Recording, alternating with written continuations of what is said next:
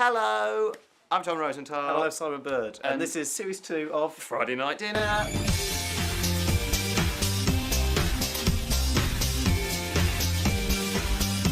A little buzz I know, and look at Bucky. Oh, disgusting Buggy. Bucky was not disgusting. You love that rabbit. He used to do things to it. Very good. Now I'm going to introduce Adam's cuddly toy, Bucky, which is based on the writer Robert's real stuffed toy from when he was a child, right down to the dimension of the eyes, which I think are weirdly far apart. I think it looks quite sinister, like the rabbit from Donnie Darko. But apparently that's exactly what Roberts looked like. He used to do things to it. Oh, very good. He used to kiss Bucky all over his body before he went to bed, remember? Let's see. Can we keep it down a bit in there? Things getting a bit tense. I don't remember this. It's a pencil. Yes, Dad. Johnny. Oh, you bastard! We go through the box of stuff that Mum's got from our past, and apparently one of us had a giant pencil at some point. I don't know which point. I don't know why you'd have it. We keep a giant pencil, and they wouldn't let me get actually stabbed because they said that might kill me. So we've got this sort of artificial bit of rubber, but basically I do get stabbed with it, but luckily not injured too bad.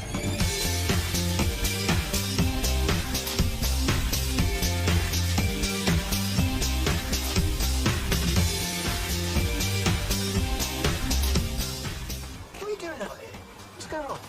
Nothing. My Buggy's in there. What? It's not your Buggy. You gave him to me.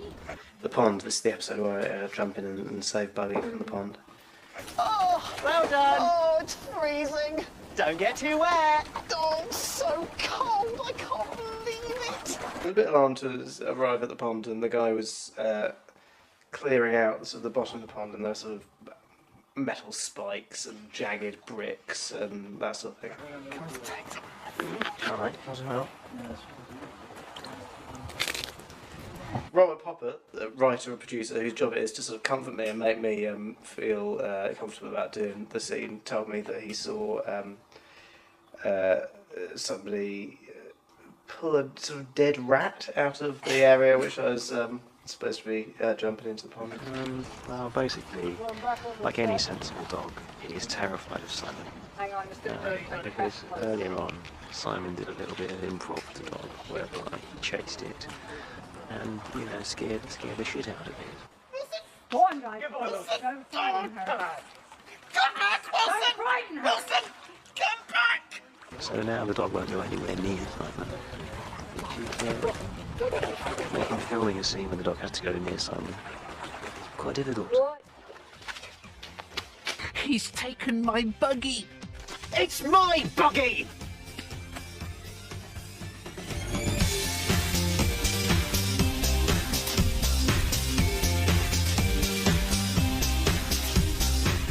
Running up.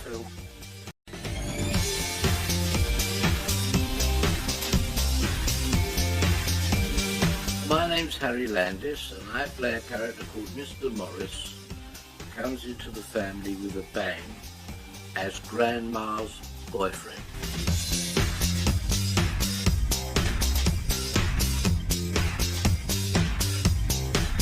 Always a cantankerous, selfish egomaniac.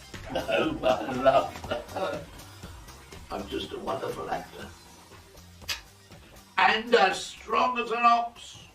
My grandma basically went out with this man after her husband died, and he was quite mean and quite pompous, and yeah, I just remember him a bit, and I thought that'd be really good, but to make him like bigger and worse. He's meant to be not a very good driver. Jesus. Hello, Mr. Morris. Your bloody house just broke my light. They bought this car, which he's so prone to accident, it's dented all over the place. Then they had to break it up, dent it and stuff to make it look as though he's always having accidents.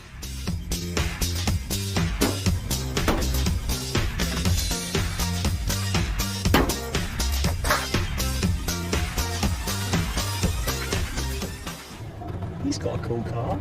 Oh, it's in pieces. The criminal say if Mr. Morris had any eyes, because I'm not sure he knows there's a house right in front of him.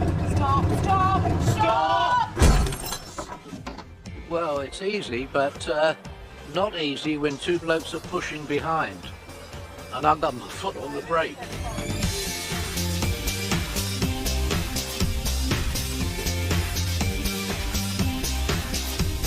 Today we've got a scene which involves Harry Landis, who plays obviously the granddad, and he's walking down the stairs, and Adam and the boys behind him give him a little push it down the stairs gesture, and it goes a little bit wrong, so they actually make contact with him and actually push him down the stairs. It's an outrage. An absolute outrage. An absolute bloody... So we had a stunt man who kind of dressed up a bit like, so when you see him fall down the stairs, that is another man. But you don't really see his face, but he kind of looked a bit like a sort of chubby Hitler with white hair and a fake tummy. He kind of looked not like a real human. Well, I've got my fat belly that keeps me padded, and I've got hips, back, and elbow pads. So I'll be speaking to Harry just before we do it, so we'll have a shot of him literally falling out of frame. Very, very tight on him, so it literally goes out of frame onto a crash mat, and then obviously I'll pick up the stunt double to do the rest of it, and then pick up Harry already on the bottom. So. And he just rolled down the stairs, and that was it. And he broke his neck, but he was very good.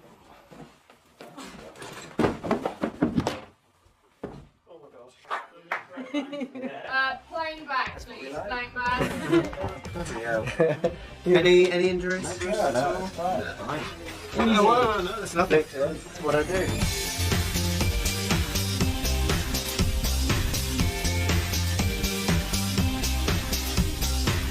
Slanderers! Run away! That's it!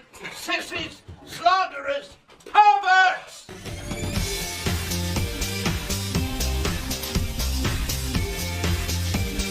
I'm Paul Ritter. I play Martin Goodman. He's the father of two sons. He's the devoted husband to Jackie Goodman. He worships the ground she walks on. Adam Loft. Lovely to see you too.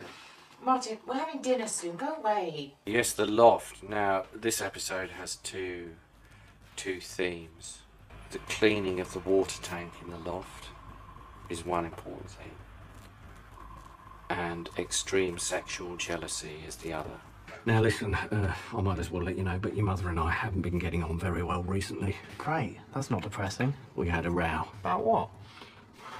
Personal stuff. What sort of personal stuff? Sexual stuff. Oh, Dad! I like the idea when I was doing it. I wanted to do a thing that people have found when you wake up and you've had a dream about a person that you're in bed with, and they get annoyed with you. That's something about them in the dream, and they're actually physically annoyed with you like the whole day but it was a dream. So that's kind of what the whole, as it unfolds, is the episode is about. So does this mean you're talking to me now? Pardon? I'm finding it quite hard to talk about now, actually. It's one of those things. Perhaps I should sort of deflect and evade. I keep telling everyone Martin's really, really clever. And I think he offers things up that people are offended by out of a spirit of great helpfulness.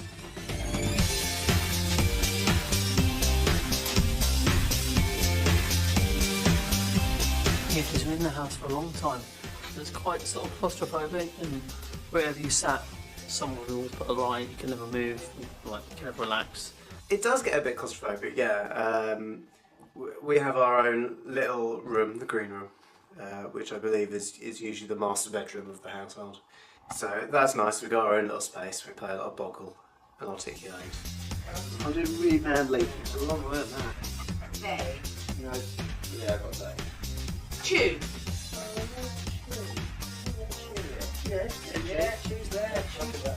Yeah, because the rest of the house is so crammed, and there's so many people, and all the lights and the cameras and everyone getting in each other's way. We have to be like Inuits because they have to spend long periods in very close proximity to each other. What's the biggest taboo in Inuit culture, apart from telling your wife that you've had a dream about a former partner? Losing your temper. So it's unfortunate that I've lost my temper about 17 times just this morning.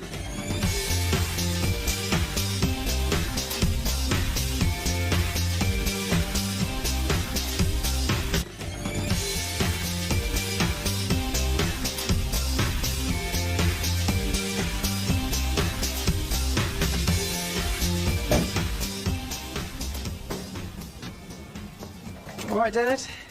What? Hello. Oh yes, hello, Bambino. Simon can't park a car. He's not the world's best parker or driver. He's parked about 8 feet away from the curb, so second attempt.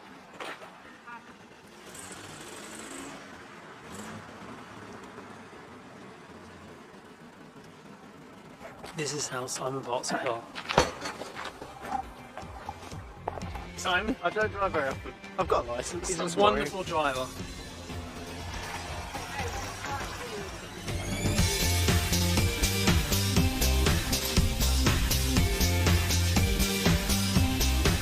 I'm Leslie Vicarage and I'm playing Liz, who is Johnny's new girlfriend. Shit. What's she doing here? Oh my god. Is that? No. It's Liz, isn't it? She is definitely older than 31. We're not saying it. Oh, yes, we are. She's my boss, and we've worked this weird dynamic way. Obviously, in the first episode, she's kind of promoting me, and I got a sense that I was getting ahead because of Johnny's talents in the estate agent field, which I believe are numerous and expansive. But actually, it's just because an old lady fancies me.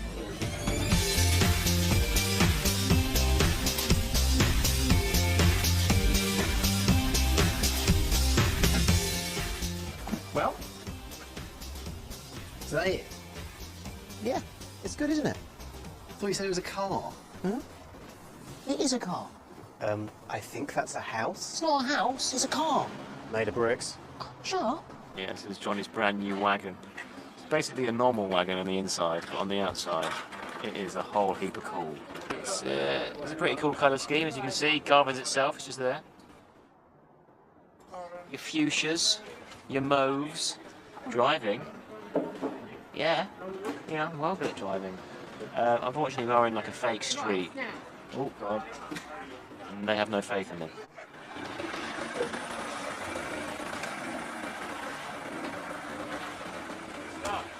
This is the real deal. Basically a stunt driver. My stunt is going round the corner.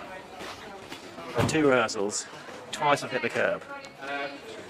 This is the one. Pretty exciting. Lights. I get lights.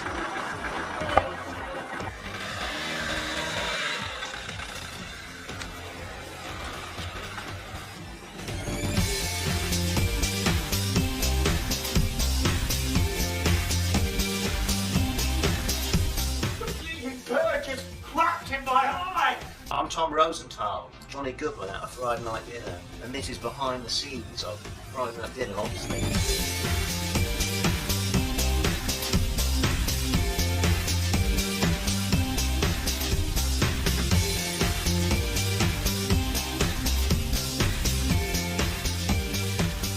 This is the yogurts, where, Grandma brings out some yogurts.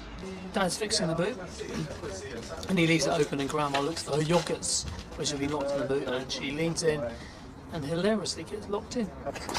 There they are.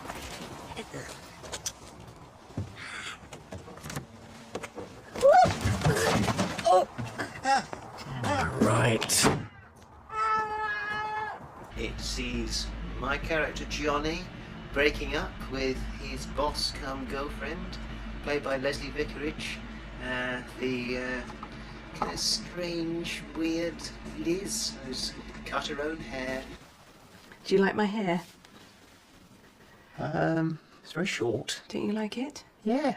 No, it's... Oh God, do you think it makes me look like a man? Of course not. Don't be silly, love. I knew I shouldn't have cut it myself. It's too short, isn't it? It is a bit short. Martin, no, it's lovely. No.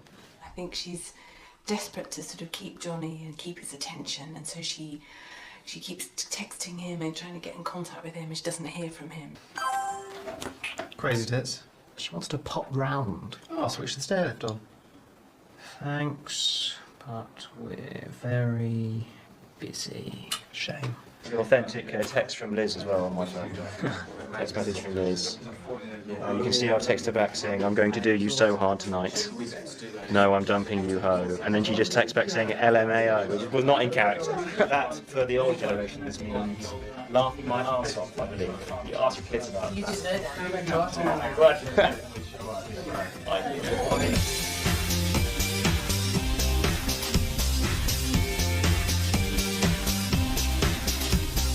Who says we can't still have a delicious Friday night dinner, eh? Me? And me? Some lovely dried fish. They probably needed a couple more days under the stairs, but... Dried fish from under the stairs. Normally, if I come up with a good ending, I come up with a sort of general idea, but I like to have a good ending. And it's like, how do I get to that ending? So, in this, I wanted Johnny to hide in the cupboard under the stairs, but I needed a reason for him to burst out. And I thought, well, if it stinks in there, so then what could stink in there? And I thought, well, what could they have in there? And I thought, well, if Dad's drying fish in there, I can make that sort of believable. Fried fish. Well, it's not fried fish, is it? Fried fish. It's wax. Those things is to lie. What are you doing in there? Come here. Guys, a little sore. Sorry, Dad. That was quite punishing on the crotch. The bit when I had to crawl into the cupboard, certainly quite tight around the thighs. Johnny's trousers are they're too tight. Johnny, just get some clothes that fit you, for God's sakes. That's what I'd say to Johnny if I could beat him. Yeah, but so far it's been fun. It's great fun.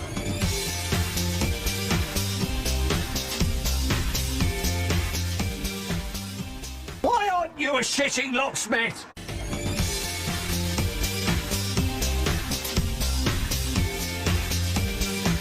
This episode, whatever the episode number is going to be, is Jim comes for dinner and the house is being redone, the building work. It's a tight squeeze. And where do you sit? Well, I sit here. I see. No, that's Martin's place. That's bad. He's actually been invited to Friday night dinner, finally. So for him it's a very, very big deal. I did want to have him coming for dinner. I thought I wasn't going to do it. I thought, well, would it ruin it if he comes for dinner? Actually, but then I thought, no, I really want to do it. It's like the last episode of the series, Jim finally coming for dinner. To my new family. Your new family. He just loves being included, isn't he? That's the main thing. He likes to be just. It's as much the religion. It's as much coming around just and being included. He just wants to be near Jackie. Oh, Jackie, near Jackie, and the others. I think people think maybe that it's a bit pervy and a bit weird. I see him much more as he's more childish. He's more childlike, and he just likes Jackie and you know, like would love to have a cuddle and a bit of a loll on the sofa with her and pretend to be her boyfriend. So he's. Just a bit excited by the whole thing. I don't think he thinks one thing or another. I don't know. Who is Jim? I don't know. Action. It's a mouse. Oh yeah, and the mouse, which had a trainer, which he trained by making it walk towards a buzzer, didn't it? And it would touch the buzzer and the buzzer would go off. Yeah. There were two mice. There was Ginger and another mouse. I can't remember its name.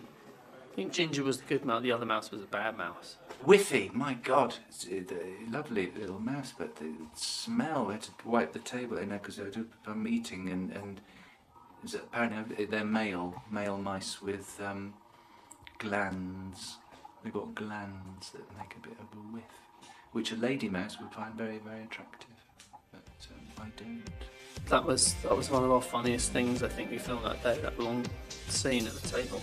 And now you cut to bits with that, don't you? Yeah.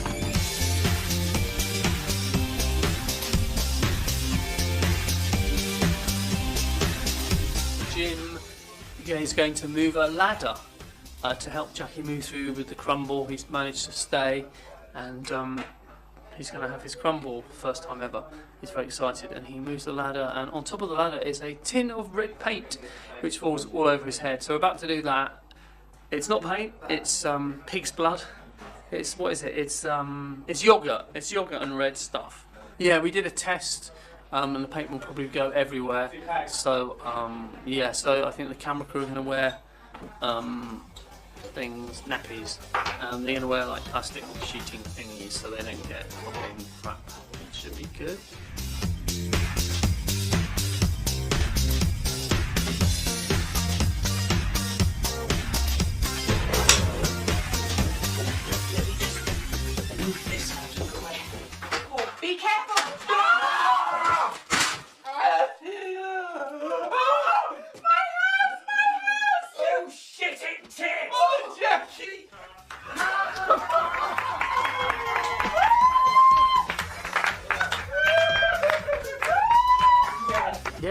first time. I mean, we only had one shot at it because it just went everywhere at the start. The place stank of yogurt.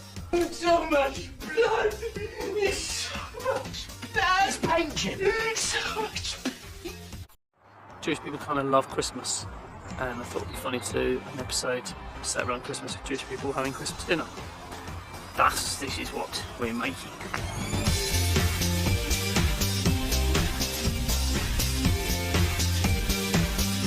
It's a Christmas episode, which is weird because the first time we're filming in the daylight, because it's Christmas and it's Christmas time. So Friday night dinner, but on Christmas Day.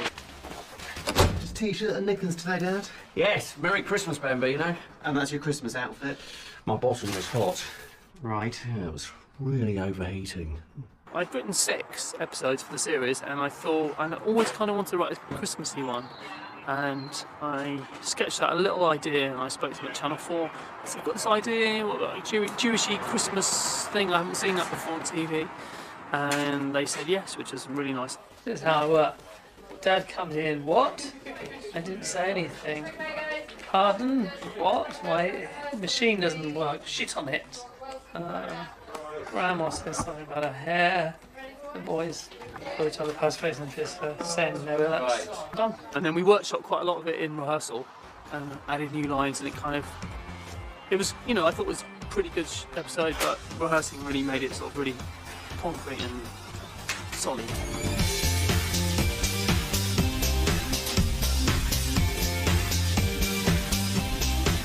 You know what, I literally can't remember what's in this episode because we've been filming all the others and we're just starting on this one. I don't remember what happens. Dog stuff. He's wearing a nappy. It bit me. She doesn't like you. Oh, it's grandmas. Yeah, grandmas don't get on. Very smelly because he's old, you silly orange painted lady. Is Jim in it? Jim's in it, yeah. Jim's in it. It's just the back door was open. You're dressed as Jesus. No, Father Christmas. Is that the same man from before? Different. Different. Yes, I'm a different man. It's me. It's not Santa Claus.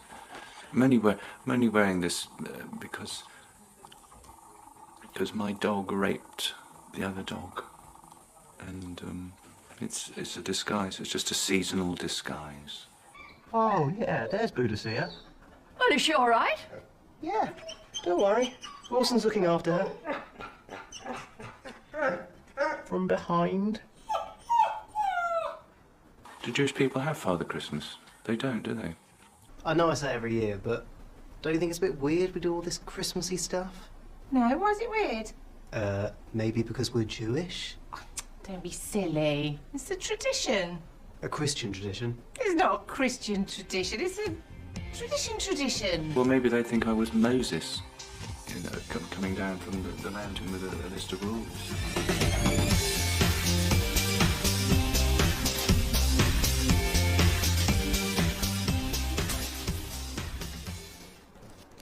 Orange squash.